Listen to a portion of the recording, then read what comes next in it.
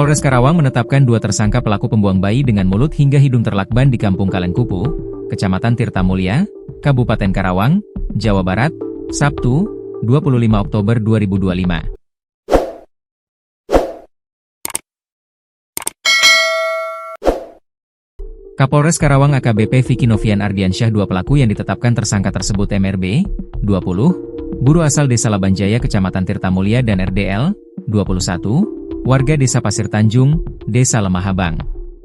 Vicky mengatakan setelah peristiwa penemuan mayat bayi itu ramai, pihak kepolisian langsung mendatangi lokasi dan melakukan penyelidikan. Kurang 1x24 jam, kami langsung berhasil mengungkap pelakunya, kata Vicky, Selasa, 28 Oktober 2025. Vicky menjelaskan, pada Sabtu, 25 Oktober 2025, sekitar pukul 14 WIB, RDL melahirkan di rumahnya. MRB dan RDL kemudian menutup mulut dan hidung bayi dengan lakban hingga tidak bernapas. Kedua tersangka kemudian membungkus bayi tersebut dengan kain warna hitam dan biru. Kemudian keduanya memasukkan bayi tersebut ke dalam kantong atau tas jinjing dengan warna merah. Tas itu kemudian dimasukkan lagi ke dalam tas ransel berwarna hitam.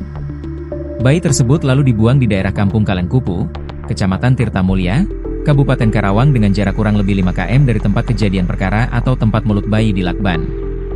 Motifnya karena keduanya menjalani hubungan di luar pernikahan.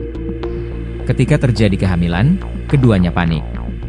Mereka membuang bayinya karena malu dengan keluarga, tetangga, ataupun lingkungannya, kata dia.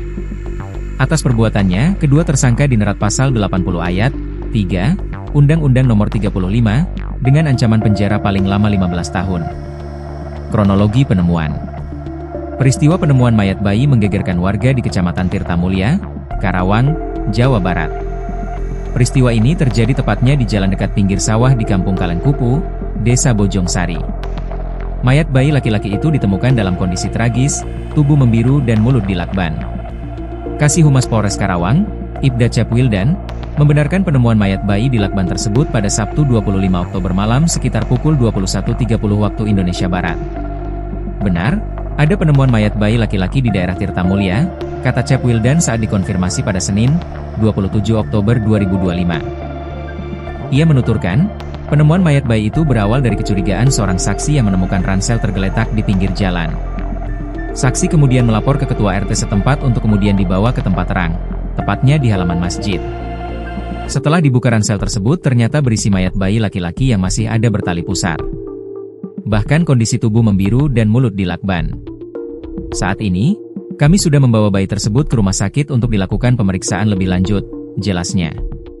Ia menjelaskan, pihak kepolisian bakal melakukan penyelidikan terkait penemuan jasad bayi tersebut untuk mencari pelaku pembuangannya. Diduga bayi masih hidup saat dibuang oleh pelaku. Ya kondisinya masih ada tali pusar, mulut dilakban dan badannya membiru, katanya.